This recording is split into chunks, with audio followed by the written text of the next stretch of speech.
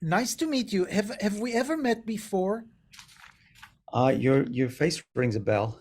When was the last time you think? A few days ago. Okay. So yeah, we know each other, and I just want to tell you, your book is doing very well, but my book just went to soft cover, and I made some money out of it. I'm Nice, right behind you. fantastic. You're the better sold book, but mine is the more interesting one. That's true. Yours is much funnier too. Okay, so so this is a big task to us to do what we're trying to do to ask, should we call aging a disease? But let's start with, is aging a disease? What would be your view about it, and how would you express that? Well, yeah, I did express it in my book, and really the theme of my book, probably the leading theme, is that aging is a disease, and it's increasingly a treatable one. And this dawned on me over a decade ago when I was looking at the definition of what a disease is. And if you go to manuals on geriatrics, what it says is that a disease is a process of deterioration that causes suffering, illness, pain, and potentially death. And I thought, well, that sounds a lot like aging to me. And when I looked into it, why is aging not called a disease if it fits all those criteria? It's that less than half of the population, if they're affected by a process, that's a disease. But if it's affected by the majority, we refer to it as a natural course of life. And so we've excluded aging, unfortunately, from diseases. But to me, it doesn't matter how many people get something happening to them. In fact, if it's something that happens to a lot of people, it's even more important that we focus on it as a disease process or a medical condition, because that is what attracts research, development, innovation, and ultimately medicines. So, just one point. You said it's something like it's increasingly treatable, but what examples do you have that aging is treatable in humans? Well, I cite some of your work. Is a lot of retrospective work looking at certain drugs that have been given to tens of thousands of people, and in the case of metformin, millions of people. And there are increasing numbers of studies that associate taking certain molecules, metformin is one, with lower rates of frailty, cancer, Alzheimer's, cardiovascular disease in the elderly, which isn't proof that we can slow aging in humans yet, but it's certainly very, very strong evidence. I mean, evidence is backing up decades of research in animal studies, and even smaller organisms, that aging is malleable, that it can be slowed down and even reversed in more recent work. And now that we have the tools to actually measure biological age, there are many different clocks. There's a popular one called the DNA methylation or Horvath clock. We're learning as a field that some treatments and even some lifestyles are able to slow and initially and slightly reverse the aging of people, the age of people. And so we're at a turning point where I like to think of the analogy of the Wright brothers, where the world wasn't even ready for flight. They didn't even think it was possible. It was a crazy dream. And then they did it and everything changed. And we're kind of, we scientists and those who are innovating the medicines now are on the sand dunes of Kitty Hawk, figuring out how this works. And to me, it's not an if, it's a matter of when doctors will more regularly prescribe these kind of medicines for people, not just for diabetes in the case of metformin, but to actually slow down diseases that would come with aging. So the Wright brothers also wrote a grant to the government to develop a airplane for commercial purposes, and the government said that they don't see any possibility that air travel Oh, or commercial purposes will be done. mhm. But I think it underlines really the timeline. Look, uh, you're right that there's a lot of evidence of drugs, but this is not wasn't a clinical study that was controlled, that gave people that are elderly those drugs and show that there's effect. So I think we don't have that. I would just say that we're totally in agreement here. I've been calling aging the mother of all diseases because I think it drives all diseases. So if we can treat the mother of all diseases, then yeah, we should call aging a disease.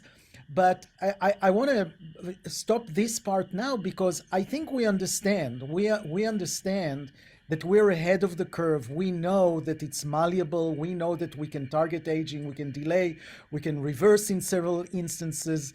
But let's be practical and let's talk about what happened with ICD-10 going to ICD-11, David. Right. So the ICD codes, these are used, put out by the World Health Organization to By the classify. way, I should say ICD is the International Statistical Classification of Diseases, and it's a WHO organization. Exactly. And it's more important than just a list. It goes back over 100 years of classifying things that hurt, maim, harm, cause suffering, and kill people. And there have been debates over the years how to classify these diseases because some of them are overlapping, and some of them are not treatable, and some of them we think of just as natural and acceptable in the case of aging, unfortunately. But we thought that there was a really great opportunity when the World Health Organization revealed that in their uh, release of this ICD list, number 11, version 11, this year, that there would be a momentous change because what they inserted was old age as a medical condition, which we were excited about. Near you and I were super excited, the whole field, because finally we could point to something and say, you know what, this is something that goes wrong. It's something that we should work towards treating, and that doctors could feel or even get reimbursed in a positive way to be able to prescribe medicines that they believe their patients could benefit from, even if they don't have that specific age-related disease yet. And metformin's always a good example here, that if old age is a disease and you go to your doctor, then the doctor could perhaps get reimbursed even in certain countries, perhaps one day the whole world, for treating a patient before they get diabetes and also prevent other diseases as well. But it's a complex world, a complex system. And what happened was that there was some objections, and there's always pushback when something momentous changes. And this what is unfortunately what happened here. And the World Health Organization rolled it back so that it doesn't say old age anymore. It's something more watered down, pathological processes that lead to the loss of an organism's progress at older ages and frailty. So this is not old age. It's a step forward, but not as large as we were hoping. So I just want to make sure that you understand. So the ICD-11, the ICD is International Statistical Classification of Diseases, okay, but it doesn't stop here, and related health problems. And so the old age was in the related health programs that have another diagnosis category that's called MG2A for symptoms and signs of clinical finding. And a lot of people are saying it was never meant to be a disease. It was meant for other things. In fact, I learned that the major driver to changes was not us, the biologists, that said it should be a disease because we can treat it. It's because in the last version, instead, there wasn't aging, but there was a senile condition, and elderly got insulted because what do you mean senile? We're not senile. And they had to find another term. And the combination of taking senile away and maybe having a biology of aging caused it to happen. So tell me, what the people who are against, the people who reversed it, what was their arguments? Well, first of all, let me tell you, Brazil was a major force behind this. There was a national, regional campaign. It was online. It was called "Old Age is Not a Disease," and it raised that up into a national debate. And then MDs contacted and met with the World Health Organization, and I think made a strong case, at least one that led to this change, in my view, unfortunately. And I wrote about this in an article in the Lancet, along with some of my esteemed colleagues. And so you can check that out. That's online. And really, one of the big pushbacks, I think, was practical. The thought that you could classify old age as a disease might lead to doctors using old age as a cause of death on the death certificate, which would then perhaps prevent the identification of the specific cause of death. But that's not what it was designed for, as you spoke. But unfortunately, yeah, it was seen as a threat to that, and they won their case. Right. They said that if everybody above 60, you'll say old age, you don't have to say they died from COVID, they died from this and that. And that was a practical objection. But I find that the major leaders, and by the way, the antagonism was led by several sectors, non-government, professional organization, civil society organization, national, regional, international level. There is a lot, and I find that the major thing was ageism. A lot of the people who are even funded, a lot of the GSA members on the social science, psychological science have fought ageism for a long time. And for them, calling aging a disease was the worst thing you could do. And in fact, they were supported by the elderly. The elderly don't want to be called sick. Because you know what happened with COVID? We isolated it. We sent them into islands, into prison, and they were suffering miserably. So they don't want to be called sick, and not everybody who's over age of 60 is sick. The AARP doesn't want to call aging a disease. American Federation of Aging Research, we're both on the board, David. They don't want to call aging a disease. The FDA doesn't want to call aging a disease, although they agreed with the TAME terms. So all of a sudden, we found ourselves with the people we want, the people we wanted to help are the most antagonistic. For sure. I like to use the analogy of obesity. Okay, that there was a major change around a decade ago, as I recall, where obesity was declared by the FDA as a disease, or at least a treatable medical condition. And Nir, you might recall more than I do. But this was a major change. It was something that now could be treatable. And now, if you fast forward to today, what we have are really great and increasingly effective and safe treatments for obesity, and also type 2 diabetes, which of course goes hand in hand with obesity. And I think that's largely driven by obesity being a treatable medical condition. The same would happen for aging. This is why we want it to change.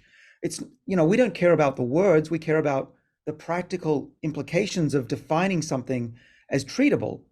Okay, and the same thing would happen, is that there would be more investment and more inclination of even insurance companies to look into aging as something that is preventable. And that will actually save billions of dollars. My colleagues and I have published that just saving 1 year of human life in a healthy way, extending life in the US, could save $86 trillion in the long run, just in the US. So these words mean things. They make a big difference to the future of the planet. And I don't think these decisions about codes should be based on psychology and people who get offended. Yeah, it's a word, get over it. I think it's more important that we develop medicines to treat not just that generation, but future generations. People who are now in their 20s and 30s could easily miss out on medicines that will never be made because of this change. Well, you went already to should we call aging a disease, but let me just make a point, because again, I want to go back to our clients, okay?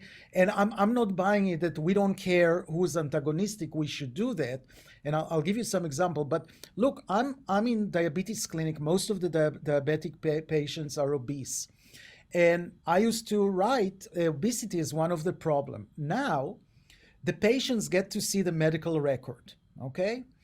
And now our administration told us you cannot write obesity because obesity is insulting. And we said, okay, just to show you the sensitivity of the patient. So what do I have to write? Write that they have BMI of 36. Okay. So now I'm not writing obesity, I'm writing BMI of 36. Now you get reimbursed from the medical problems. And now we put obesity as part of the charge of the treatment, and the insurance said, "I'm sorry, you didn't write obesity. We're not going to give it back to you." A whole deal of issue because of patient sensitivity. I'm just saying, I think we have and that's what we should discuss, how we get the elderly to understand that we are for them. But I want to go and talk about this YouTube that was done by the GSA.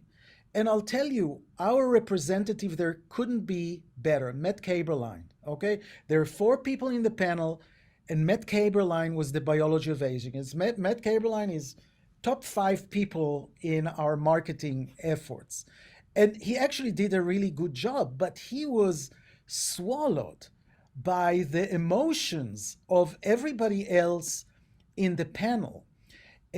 One of the panelists was Jack Rowe. Okay, Jack Rowe is very well known. He's a geriatrician. He ran Athena company, very respected guy.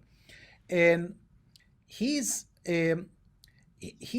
problem is that he was said, "I'm afraid from anti-aging winning in a bad way and legitimizing life extension efforts." He didn't say about the legitimate way, he didn't talk about geroscience, but he and other put everything under anti-aging, and that all that it's going to do is a lot of anti-aging, a lot of confusion, a lot of benefactory, but not the elderly themselves. But then there were other who were talking about not about attitudes and beliefs that you do not want to change, that disease that are treatable will not be managed because you will call them older, that the triage of there'll be a triage resources by age. Anti-aging will thrive in power. You move back, I'm just quoting, from goals to alternative medicine. There is a lot of anger, and certainly no recognition. Even though Matt says, "Hey, we're doing things," and he was talking about it, there it's like ignored. Another thing that was really striking is the fact that everybody said aging is a natural thing. Okay, yeah, COVID is a natural thing. Global warming is a natural thing. I think this is maybe where we can come in and kind of explain better that, yeah, we naturally age, but do we need to? And that hasn't been done. Yeah. David. Oh, I hope you don't mean global warming is 100% a natural thing. No, but right, but the cycles, right, but the cycles are It, also natural. and Yeah. it's a decent analogy because there is climate change, of course, but we can make it worse. And the same is true for aging. We all age naturally, but we also can accelerate and decelerate the rate that we age now. That's very clear from a lot of different studies by how we live our life and increasingly how doctors treat us. The important thing about all of this is that just because something's natural doesn't mean it's acceptable.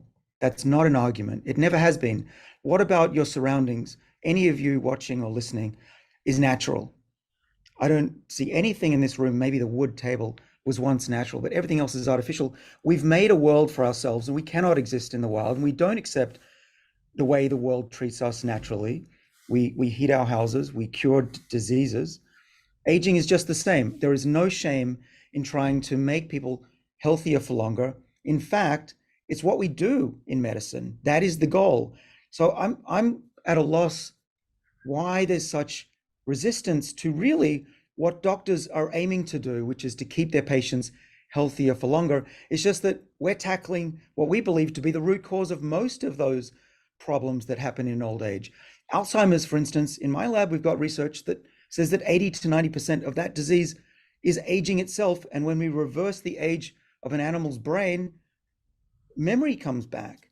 So we're tackling disease at the end of life and putting band-aids on something and forgetting about what's largely driving that process from the beginning. But David, you're talking from the point of view that, if we were all mice, we had it all set, right? We know what to do. I think you're jumping the gun because you're very optimistic and I'm very optimistic because the things that we see in our labs, right? The thing with the gather. But the situation should be, and I think we're all convinced here, we're a very biased crowd. But the question for us now, and I think we should open it to everyone, is should we call aging a disease? Should we call it now? Is it yes, but not yet? Because it's a political look, what you say, everything you said is right, but people who scientists who are listening to that, okay, to Matt Kaberlein, they're just not hearing that. So we have to make a decision. What are we going to do now? Do we have the concept that yeah, aging drives diseases, but do we call it disease now before we have any real good proof that we can modulate that? And I'm saying proof that's accepted by FDA, not accepted by us. Okay, not association, but are there good study that shows that are acceptable to everyone? And how do we tackle this process of convincing people that's not natural what we're doing? It's absolutely I think it's potentially a problem to call. I mean, I think there's sorry, this is Joe. You can maybe I'll turn on my video. There is like people get hung up on words and like what is a disease, but I'm wondering if there's some other way that we could project. Like one of the problems that I've heard as a theme come up for you guys is that we end up getting kind of marginalized or radicalized as like the longevity people or whatever. And some of our task is to be able to like be taken more seriously. And I like, so what are some things that have done really well? Like aging to me is, a bunch of horrible stuff going on in our cells. They're getting more and more compromised by all this, various things that are invisible for a while, but then end up causing lots of problems. Things that have done fantastic are, for instance, blood pressure. Like I can live my life and do everything just fine if I have a higher blood pressure than normal. I can still run, I can hang out with my friends, I can think, but if my blood pressure is too high, I have a higher chance of having a heart attack or stroke and like all this other stuff. So, but I don't know if people call it specifically a disease, but it's for sure like a treatable thing. It's like an endpoint that everybody takes as a proxy for disease. So Joe, is there a different word we could use besides disease? Those two are good points, and I'll make one specific on hypertension. Hypertension was known as a risk factor for strokes, for cardiovascular disease, and the FDA approved blood pressure only after clinical trials have shown that it reduces all those diseases. Okay, and that's where we are. That was my point.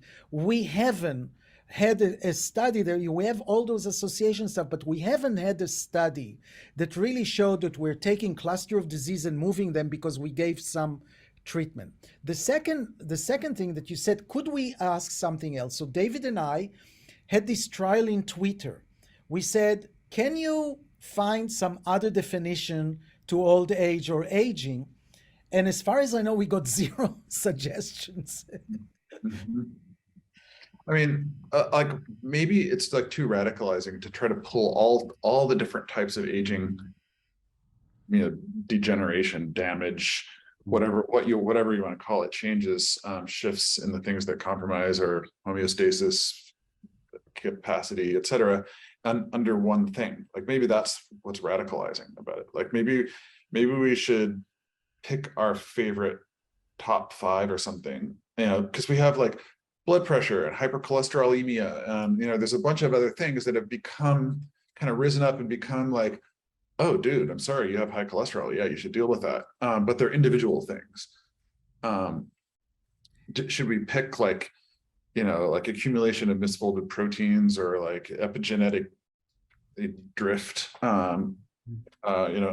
increased histological entropy, or like, are there some that are like iconic enough that we could focus on those and they would be much more like a very specific thing that's hard to attack as a straw man because of its associations to radicalized concepts? Anybody else wants to comment? I just want to tell you, in the LBA we had this discussion. We're kind of supporting the concept that there are hallmarks of aging without prioritizing them, because from investment perspective, investors want to find a hallmark that they will tackle and just watch, because if it's really a gerotherapeutics, there's more indication that can come out of that. So we don't want to lose, we don't want to be more specific than we are from that perspective. Alex, you wrote about this thing.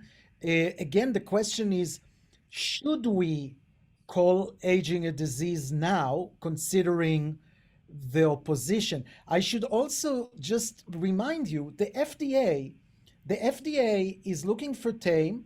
At the end, I'm satisfied with what they'll give, what it will be for, and we'll call it aging, and they don't have to call it aging. Okay, they still think that maybe metformin does 9 different things by accident. Okay, but should we call aging a disease now, or should the LBA call it? So, Nir, good question. I think that there are 3 angles to answer this question. So from the FDA pathway and the investment pathway and the company credibility pathway, I think that it really doesn't matter how you call it, as long as your therapeutic pipeline is targeting both an age-associated disease or even non-age-associated disease and a fundamental pathway implicated in aging, or preferably driving aging, implicated in one or more of the hallmarks. So in that case, you would be fundamentally solving the aging problem, but at the same time, you will have a very clear-cut pathway towards developing a credible therapeutic that, round B, round D, round C investors would support, because they would want to see a reimbursable therapeutic within the classical disease focused framework. So for biotech company formation, it really doesn't matter. For us internally, I think it's very important to recognize aging as a disease, because it's part of our mission to address aging and target aging at the most fundamental level. And as purists, we need to answer this question to ourselves. Should we call it a disease? I would always call it a disease, right? And of course, maybe we need to start with that to be able to set the groundwork and framework for the others to perceive it as a disease. And third, the way we use artificial intelligence to track aging is that for AI purposes, for building AI-based aging clocks, we use age as a stage of a disease. So we train deep neural networks to predict your chronological age in a healthy state, right? And for that framework, you would need to use it as a disease and call it a disease. Then imagine that you use 2 neurons on the output of a deep neural network, age and disease status. And then you can find dual purpose therapeutics that are implicated in aging and disease at the same time. But usually it will be very similar approach to how to classify disease and aging within the framework of a deep neural network. So from the perspective of something that is tracking longitudinal data over time, I would still call aging as a disease, because ultimately it leads to loss of function and death, which is usually a result of a disease as well. Thank you. That was a good discussion. Felipe? Well, I'm on the fencing here. So I understand all the reasons why we should call it a disease, and they're all practical reasons. And I've heard the discussion, very good, both of you, especially David, very good responses to the questions from Nir. My concern is that, do we really need to? Considering that, and it was mentioned, like drugs that prevent future cardiovascular disease are approved by the FDA. Basically, hypercholesterolemia, as was mentioned, is considered a risk factor, really. Hypercholesterolemia is not a disease, it doesn't have symptoms, it's a risk factor. And yet, as Nir said, once we have clear clinical data suggesting that we can attack aging, then it could be accepted by the FDA and the European Commission and everything as a risk factor. And that's what it is. I understand what David said at the beginning. Yes, it has all the characteristics of aging, of a disease. However, it is important, I think, the fact that if it happens to more than 50%, it's not a disease. It's an argument that often used against the Alzheimer's Association, which said 80% of people get Alzheimer's. No, they don't. If 80% of people get Alzheimer's, then it's not a disease, right? And the argument that everybody puts, I mean, is menopause a disease? Is menarche a disease? Those are important considerations in whether or not we call it a disease. I think that's the jury is still out, and I think that we need to take, as Joe said, maybe slow steps. I've been arguing that the main characteristic of aging is loss of resilience, and maybe we can convince the FDA to treat the loss of resilience, or I don't know if that would be even more possible, but so that's why I'm in defense on this. Aaron, Weaver, or Stefan, do you have anything you want to share? What we heard actually quite interesting additions after David and mine. If you have, yeah, so I mean, I can just throw a few words in. I think one thing I've never done is I've never gone back historically and seen the path of how things have achieved their ICD codes. Because I know that I think it's correct that sarcopenia only got the code in 2016, and it's folks at Novartis and others pushing their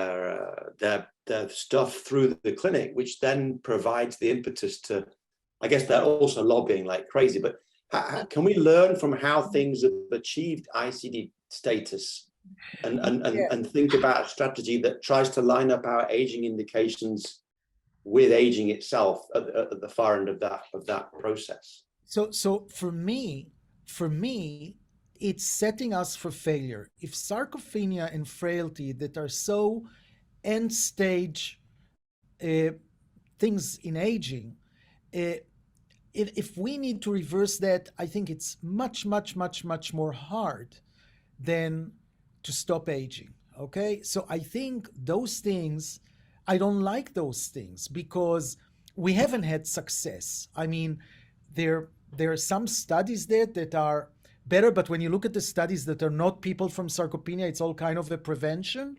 And prevention is good, but I think sarcopenia and frailty are also setting us for a failure. I rather have aging as a disease as a risk and not sarcopenia or frailty as a disease, personally.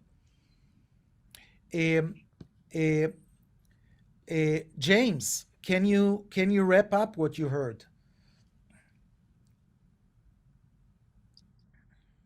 Sure, happy to. As you know, Nir, summarizing is my favorite game in the world, because it's been really interesting to listen to this conversation, I think, because, you know, the question that we posed at the beginning with the conversation between the two of you, David and Nir, it's a very adversarial one, right? It feels like a binary outcome. Should aging be a disease or should it not be a disease, like fight? And it's pretty clear, I think, from this conversation that this is not a, it's not like there's a line down the middle of the aging research world with one camp on one side viciously opposing another camp on the other side. This is an argument where really almost everyone in the field is on the same side, right? And we heard, I think, well articulated from Alex, that we're all on board with the idea that from the perspective of the mission of this field, that we think aging is treatable and that new interventions, new therapeutics will be able to intervene in a person's biology before they get sick to prevent the diseases of aging.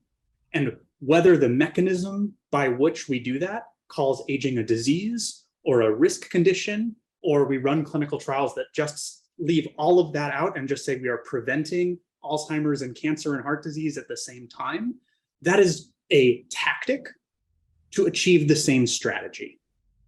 And I think that's kind of what I'm taking away from this discussion, is that the tactics for how we go from where we are today to get to that point where we're using these new tools to address the underlying mechanisms that cause aging, those are quite varied, and different groups are going to take different tactics, but the strategy seems very aligned across all of the leaders and organizations that I've heard from today. That's great, and I have probably an idea, but Nicola, you wrote something in the chat. Can you repeat what you felt? I think it was kind of right on. We can't hear you. Apologies.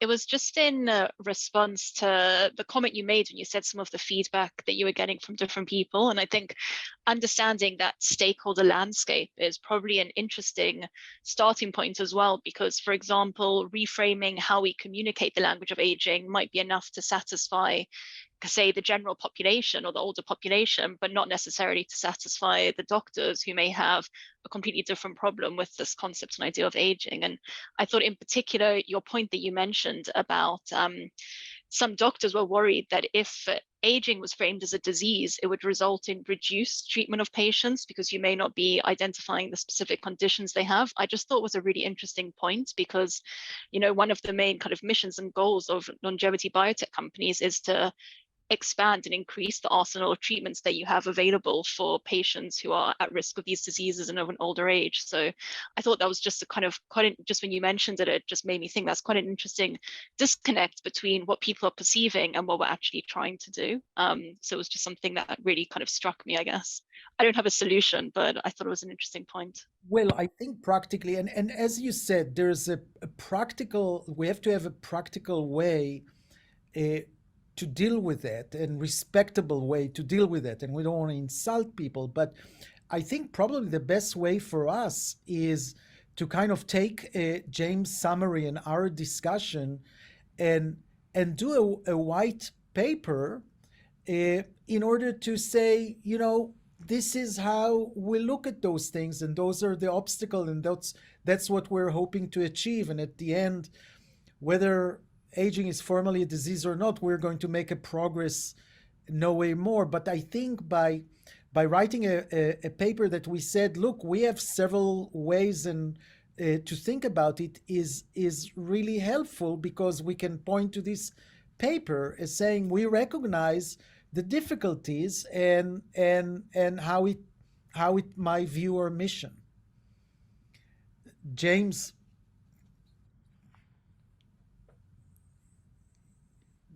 you agree?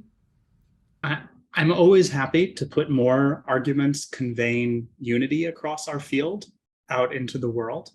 I think, for when this goes up on YouTube or wherever, we internally across the roundtable shared a number of publications and documents where David and Alex and others have already written some perspectives about this. I think, it's to be determined whether we as a group think that we have additional comments and voice that would be added in, but we should definitely link all of those commentary that members of this group have already made. underneath that video. So, this is that spot where I think YouTubers say, so look below in the comments for whatever, for those links. But yeah, I think this was exactly the conversation that many people outside the field are having. But interestingly, it's not as big of a conversation within the field. And I think that's the most important message to send to folks who are not in this roundtable, not directly part of this conversation, but instead part of the group of people watching the field develop from the outside, to have them know that whether aging is considered a disease with these ICD-11 codes, whether it's not, it doesn't derail the train of progress that's being made in this space. I think the notion that there's A, not a schism in the field, and B, this ICD-11 ruling doesn't change really any of the plans for how us in running biotech companies developing drugs in this space, whether you're a nonprofit, whether you're an academic group doing clinical trials, whomever, doesn't change a lick about what's going on as far as progressing the science forward in this field. And I think that's the core message around this particular discussion. David, you have the final rights here. I can't hear you. Mute. I think this has been a great discussion. It's really been, we covered all the major topics. I think that what James said in a summary, which is super important, is that we don't disagree. And really it just comes down to what's the best practical approach to help people on the planet. This is why we do this. This is all about helping billions of people on the planet live longer, healthier lives. And I think if we frame the question differently, instead of saying, how many of you would like to live to 120? A lot of people are nervous about that because they picture being old and frail. Instead, if you ask the question, how many of you would like to have an extra 2 years with your parents in a healthy state, or not suffer in the last 5 years of life and be vibrant and productive and look after your grandkids, that's very different. I think most people would say, yeah, give me that. And it's the same questions, just asked differently. And really what we're talking about here is finding a practical way to help more people. We don't have a big disagreement across the planet about what the final goal is. I thought we should also mention, for those who are not in the field, that the science has come to a point where we do understand many of the underlying causes of aging, and we even have ways to measure it very accurately, surprisingly accurately, and there are a number of what we call biological clocks. And to Joe's point earlier about what could we do about this, looking at blood pressure and cholesterol as guides, these clocks could one day be very useful measures that doctors could use to look at the future trajectory and health of their patients, to act well before any symptoms arise. And that's the bright future that I hope that we as a group can inspire others to join in on the cause and get to that future that I think should be here as soon as possible. And talking about this future, we just launched the Healthy Longevity Medicine Society to start already educating doctors, longevity doctors, on the other hand, informing them what's going on, what's clinical trials, what's not, what's available, how to give, etc. So that the wave is totally increasing, and I'm sure we'll be successful. So with that, I think I thank you. I thank you, everyone, and we'll decide how we proceed with spreading the gospels here. Thank you, everyone. Thank you, Nir, for hosting. Okay, Risa. Likewise, great discussion. Thank you. Thank you. Thank you. Thanks, everybody. Well Bye-bye. done, everyone. Okay, That's guys. great.